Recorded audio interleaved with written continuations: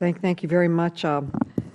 Professor Bullard, I'd like to ask you about the ETF research bill. I support the concept of reforming the rules for research reports on investment companies like ETFs, but I share many of the concerns with the current draft of the bill that you outlined in your testimony.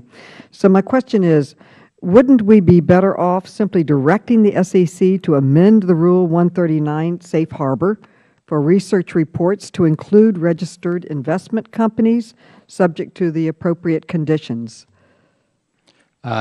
Yes, ma'am. There's a lot that needs to be done with respect to registered investment companies, not just ETFs, because I think the proposers of the bill certainly recognize correctly that they present very different risks. The problem with research reports is essentially that they become advertising in a form of underwriting message with respect to offerings, whereas registered investment companies, although continuously in registration, do not present the same risks. And I agree, although it hasn't been decades that the SEC hasn't acted on ETF research reports, that it needs to do so, and it may very well need to be ordered by Congress to do so. I think clearly the SEC has become dysfunctional in terms of doing its rulemaking. I think that you've got to look at the leadership of the SEC to answer the question of why that's happening.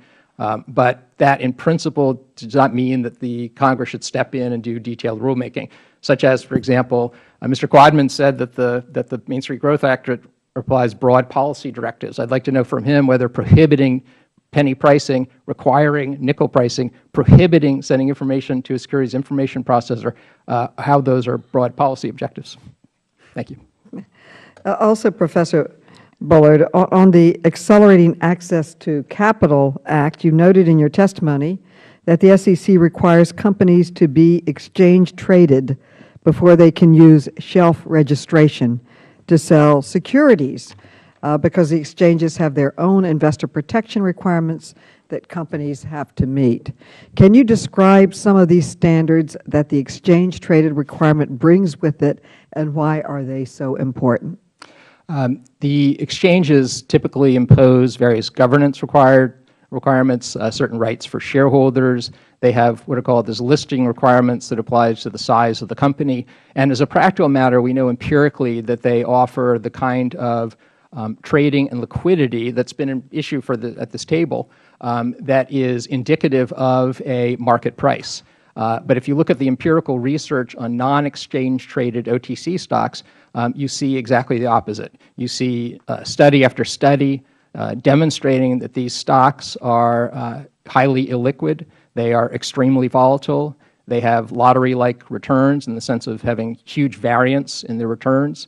As a group, the pink sheets are generally having negative performance. Now, I think I agree with the panel. Those problems need to be solved, but they're not going to be solved by the approach that's taken by this bill.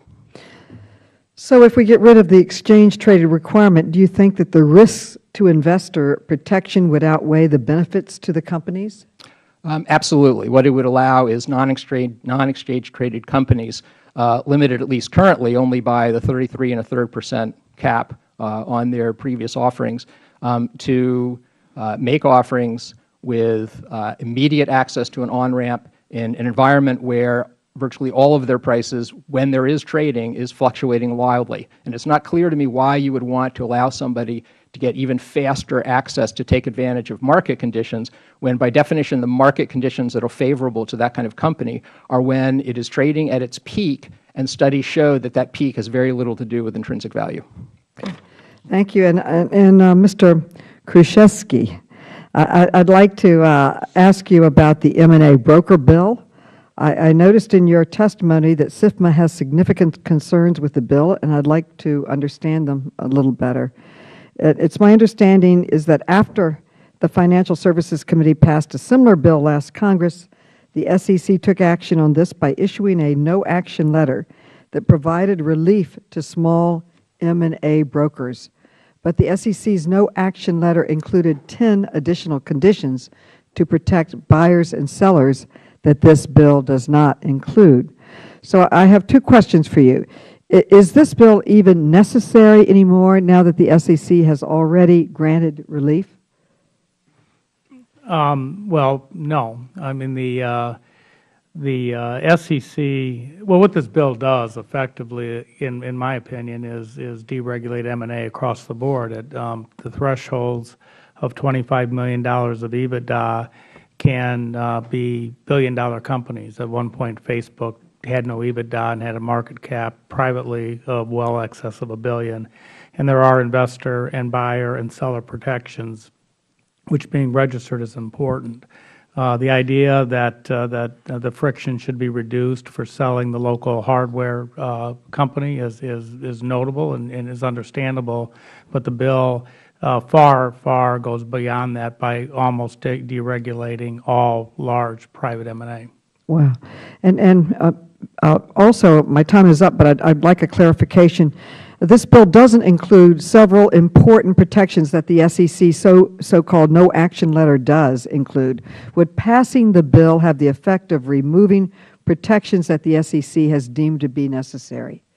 Effectively, yes, because the passing of the bill would make the institutions not subject to broker-dealer requirements. So effectively, it removes the protections that the SEC outlines in the no action letter from the marketplace. My time has expired. Thank you very much. Thank you, the gentlelady.